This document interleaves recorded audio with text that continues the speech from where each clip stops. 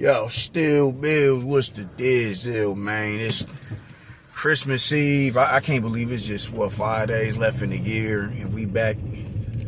Oh, my God, man. My last year in my 30s, my final year in my 30s. Man, my 30s was so fucking dope. God, I'm gonna miss them motherfuckers, man. I could live out the rest of my days in my 30s, man. I really could. Between 38 and 39, you dig? I was... No, between 37 and 39. Those was, man, those are my healthiest years. They've been my healthier years. Besides me being diabetic, of course. But other than that, it was, I really enjoyed my 37, 38, 39, even 36. My mid-30s was dope, but, just my late 30s, it was, shit was the truth, man. So we pushing, when we hit that 40 mark, man, it's going to be, rinse and repeat, man, just in a new decade, man. But peep game, I want to talk about something, right? First off, I want to say this, man. Anthony Joshua, bro, I'm going to be real.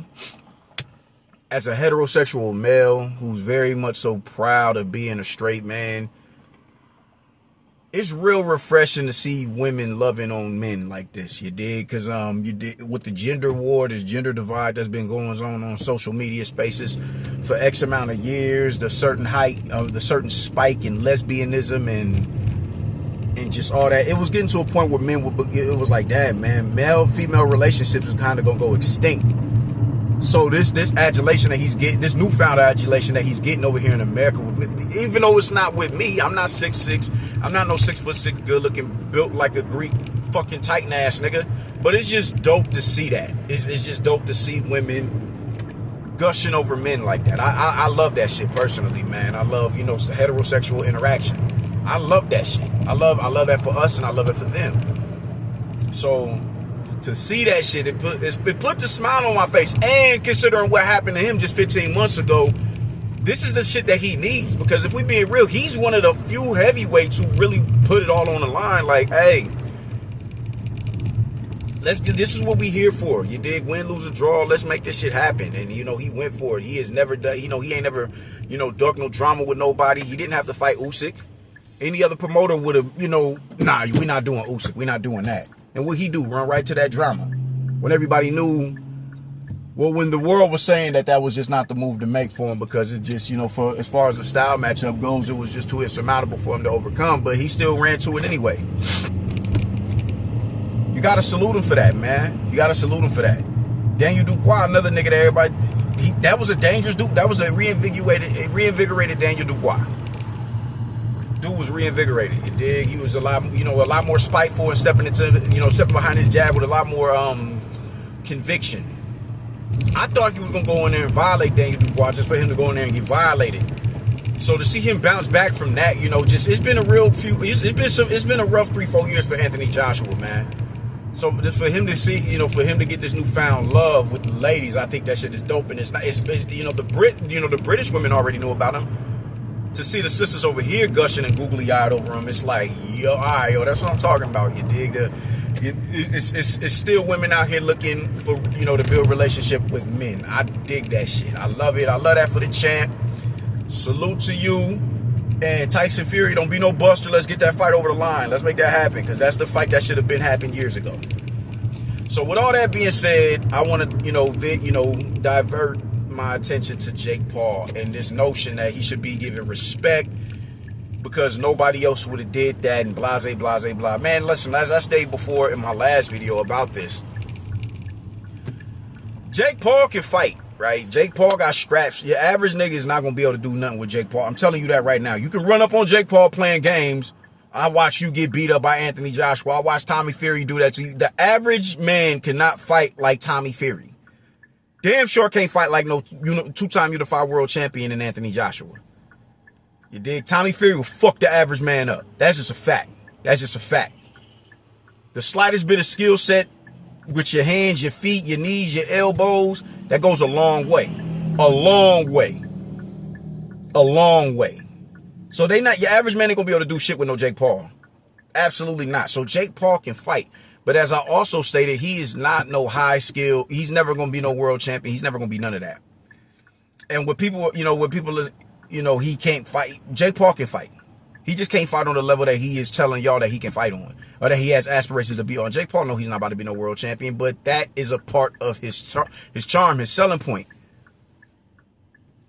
And niggas is falling for it, so, you know, shame on them. But nonetheless, you know, just, I don't like this notion that we all of a sudden owe him a great deal of, respect because of, you know, what he did, him getting in the ring with Anthony Joshua.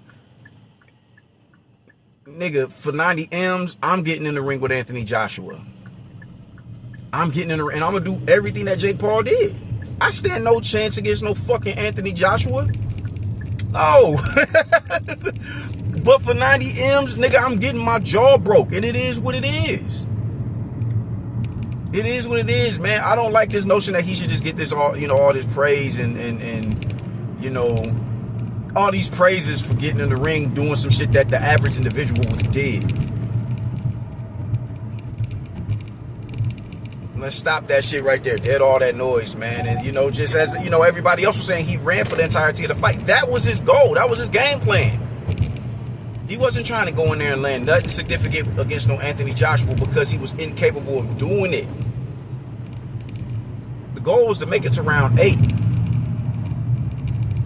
But as I keep telling people, just because you fight in this manner where you know, just slickster, you know, this slickster style where you fighting off of the back foot, this sour science bullshit, that does not make you a multifaceted fighter, man. I really need people to hone in on this, man.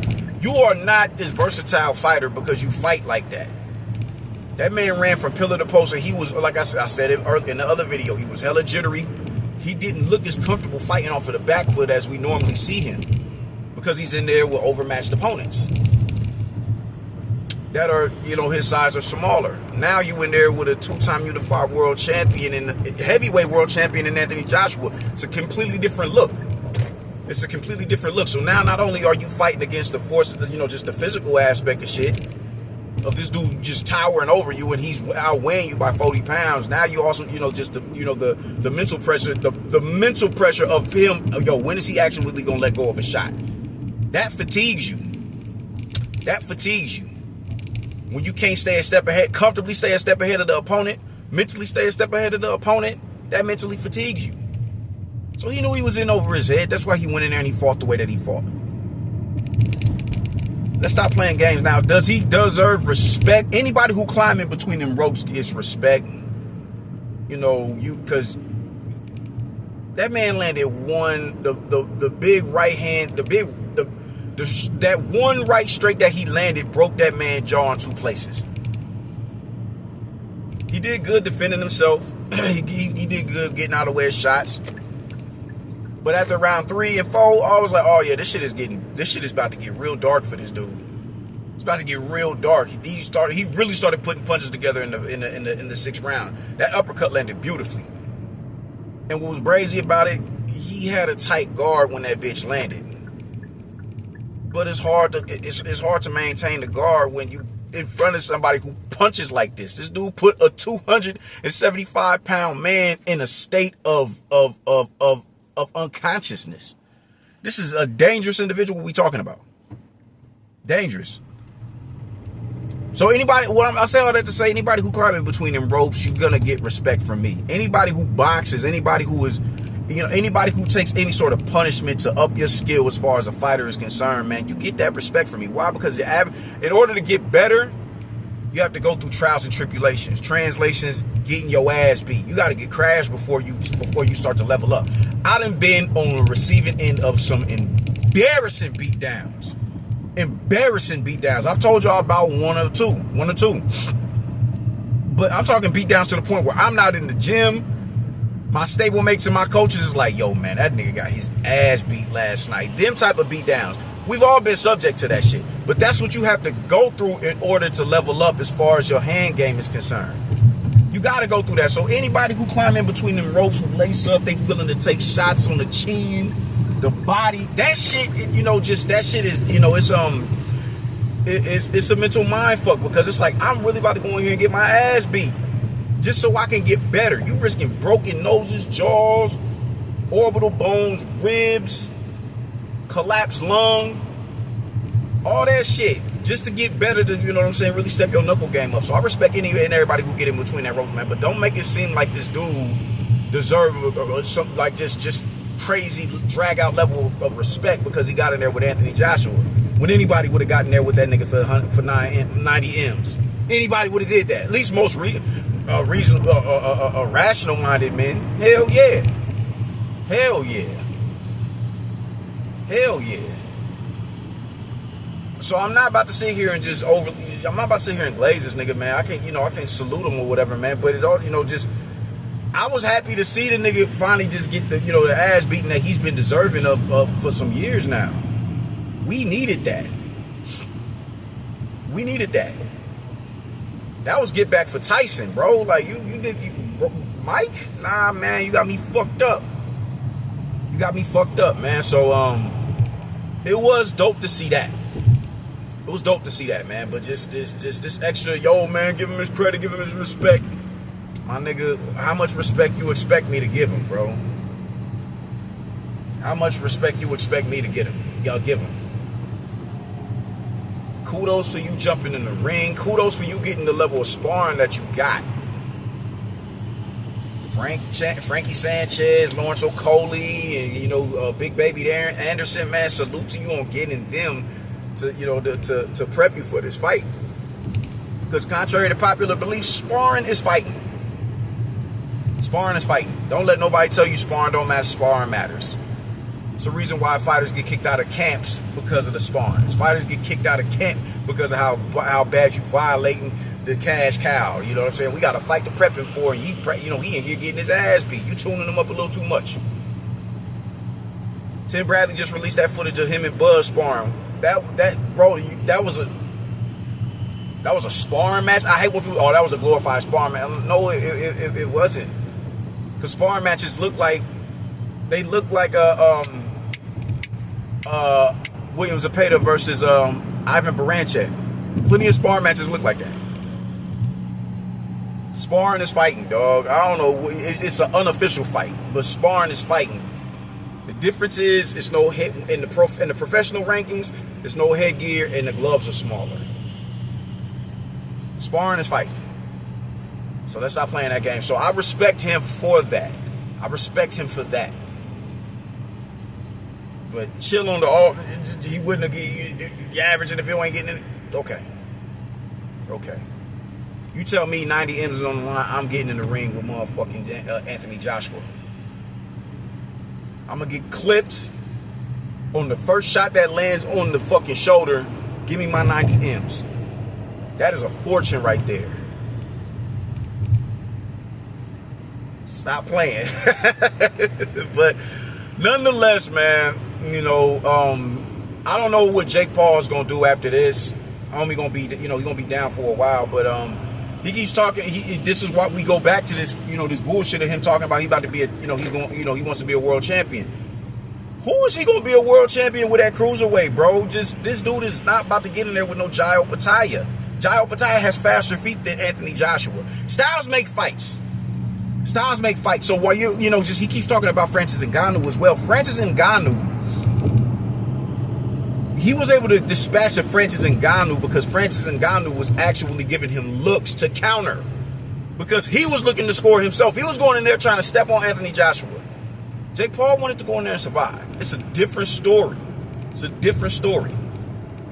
So while it took Anthony Joshua a while, and I think a lot of that was due to ring rust, why he couldn't cut off the ring as effectively and why he was trying for big shots in the manner that he was, that was ring rust. You go in there in front of a Jai Opetaia who's consistently active. He doesn't have that problem with cutting off the ring. He closes distance well. Go ask Jordan Thompson about fucking Jai Opetaia when he's trying to maintain distance. He closes distance well. What the fuck you gonna do in front of a fucking Jai Opetaia? What you gonna do in front of Zordo?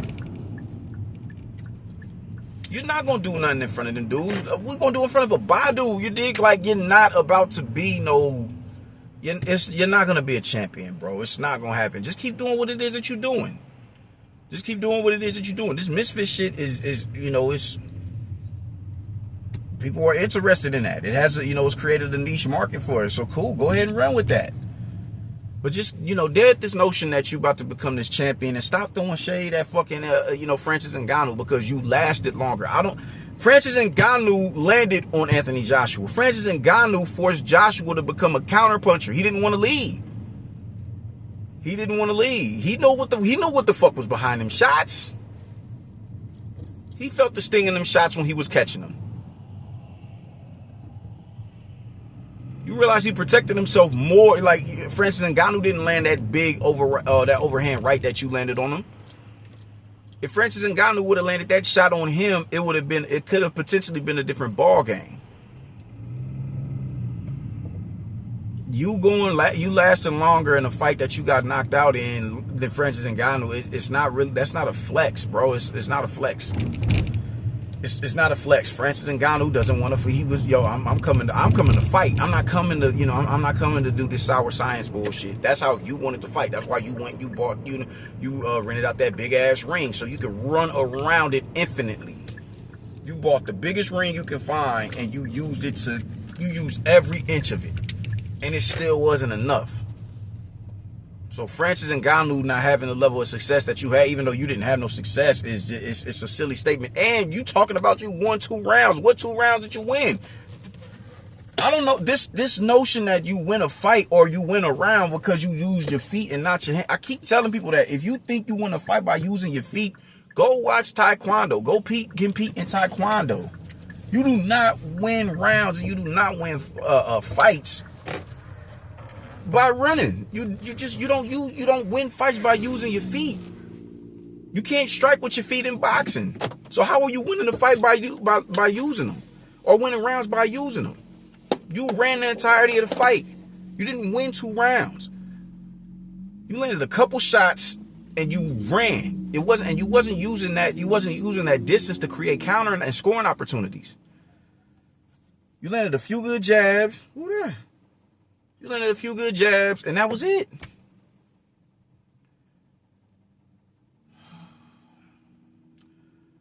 These dudes be killing me, man. And it was good to see you get, face that level of, physical punishment, man. It was good to see you get put through the grinder like that. I loved every minute of it. So I'm about to run in here and grab this chicken for my people's Christmas party tonight. And y'all enjoy yourselves, man. Merry New Year and all that. I don't think it's nothing coming on this weekend. I don't know. But I'll get with y'all later, man. Y'all stay righteous. Merry New Year. Doses.